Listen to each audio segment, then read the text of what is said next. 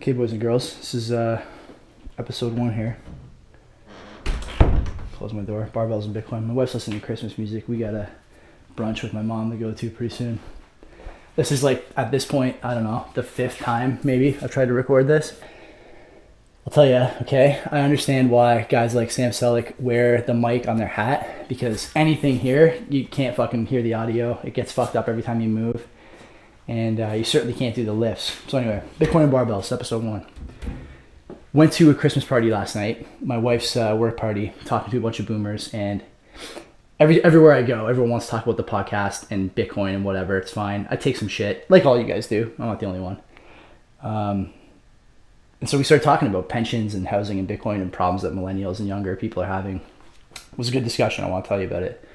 But first, we got to get a few sets in here. I've been doing fucking squat reps at this point for like 45 minutes, so there's not much on the bar. I got some tendonitis in my right knee. I'm trying to just take it slow, a little more negative than explosive force at the bottom when you're in the hole. So bear with me here. I want to go back to playing football. I haven't played football in like a month. Nagging injuries take longer to heal the older you get, as you know. And I've had plenty of them. Just got to be patient.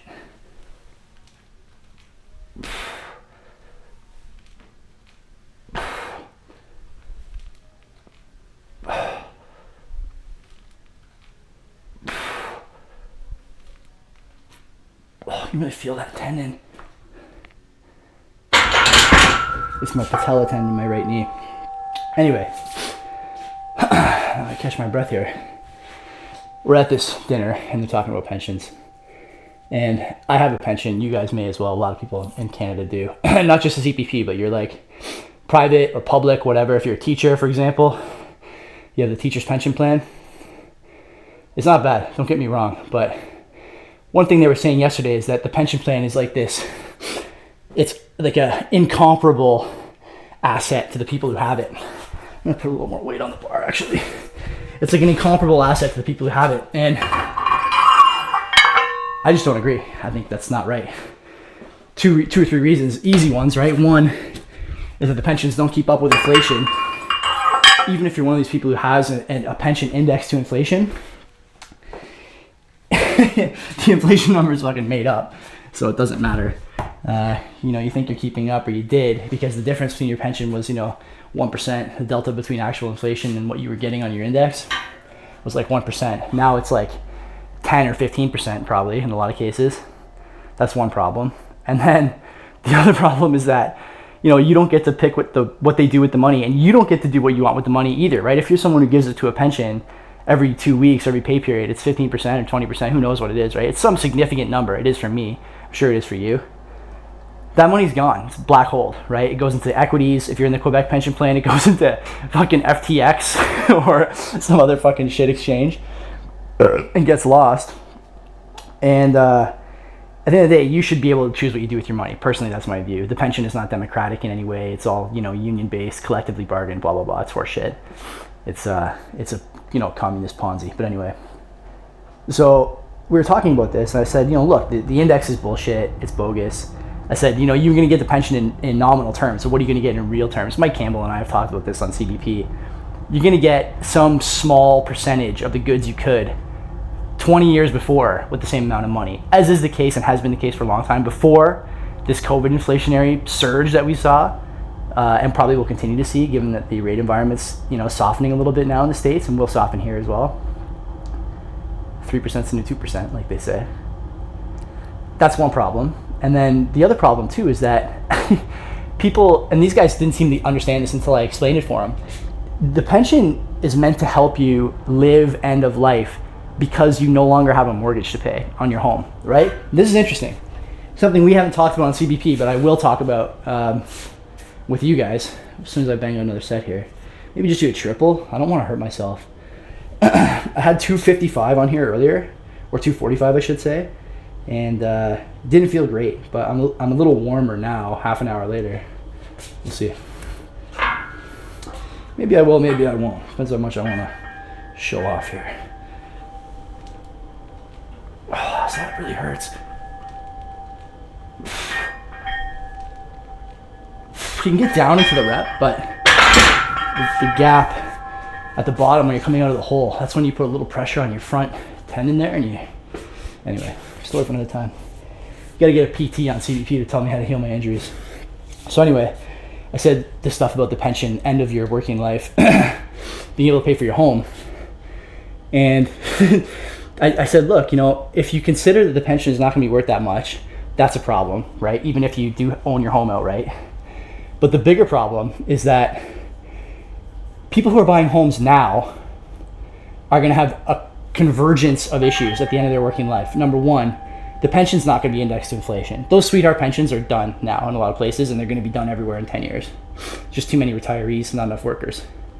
Extended end of life, all this stuff, right? Life expectancy's way up. So you got that problem. And then you also have this issue of what, Freeland would call lenders working with borrowers, what we would call extending amortization periods to 50 years. You already seen, I think RBC or CIBC is issuing 35 or 40 year AM already, which is, a little bit longer than we're used to seeing here in Canada. But the point is that when you finish your career at 60 or 65, right? Imagine you only get one life on this green earth, and you have to work 60 fucking years till, 50 fucking years or whatever it is till you get to retire. Then hopefully you live long enough to enjoy a couple of good summers. Insane. But anyway, you retire, you get 70% of your wage, right? It's no longer indexed to inflation, so you get 70% of your top five. You're making, let's say you make 80 or 90K, you might get 60K, 50K, whatever the number is, in perpetuity, indexed to 2.5 or 3%, because that's what the fake inflation numbers would be after hedonics. That would be fine if you had your mortgage paid off. But if you took a 50-year AM, your mortgage is only 2/3 of the way done, right? Or 3/5, I guess, 30 of 50. You're not done. You still have a full mortgage to pay. You're still at the mercy of rates, still at the mercy of property values, still at the mercy of any number of other risk factors, because you have to be in the stock market more there, right? The 60-40 portfolio was this vehicle that used to protect people as they got into their risk-averse years. You'd switch to bonds and fixed income and draw your 4% every year to maintain your quality of life with your pension. You can't do that if you still have a mortgage. You should have seen the looks on their faces. No one had considered this because their mortgages are all done. Their pensions are indexed to inflation.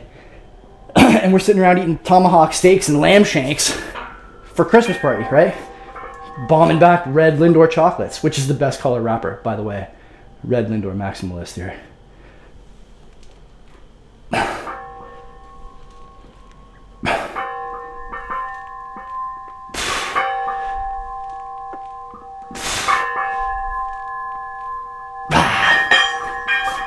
good. Put 2 wheels on there for a few triples. Anyway, so I think then the other half of the conversation you have to have with these guys is, how's Bitcoin fix it? I don't know. Risk-free. No rate sensitivity. I mean, I guess everything is sensitive to rates a little bit. We are too, but not in the way your fucking mortgage is, or your stocks are, or your loans are, or your income is, or your job might be. If you decide you got to keep working past 60 because you don't want to take your pension yet. So imagine that too, right? You work till you're 60, then you got to keep working because you decide to get 30-year in.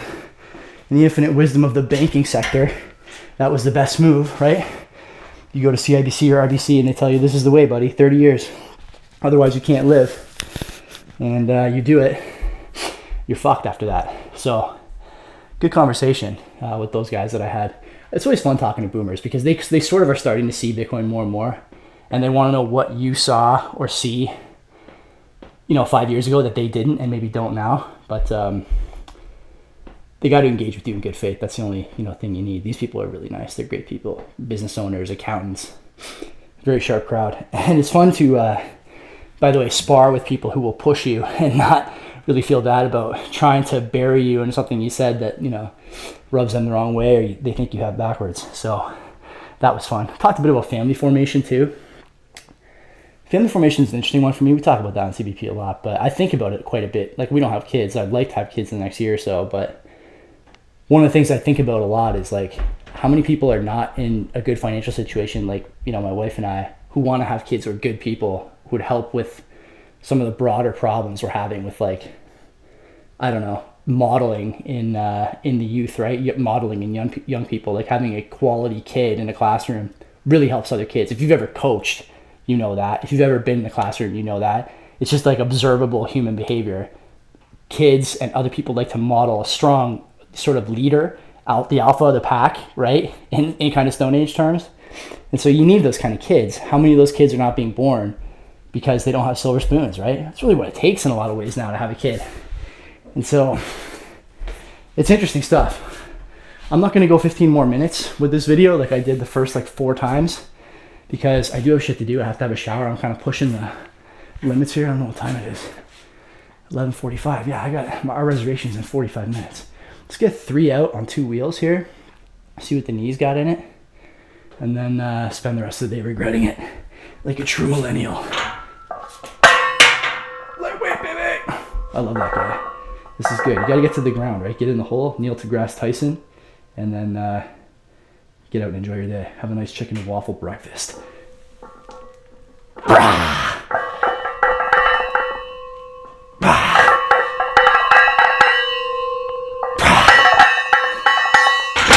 That's it. Merry Christmas, you filthy animal.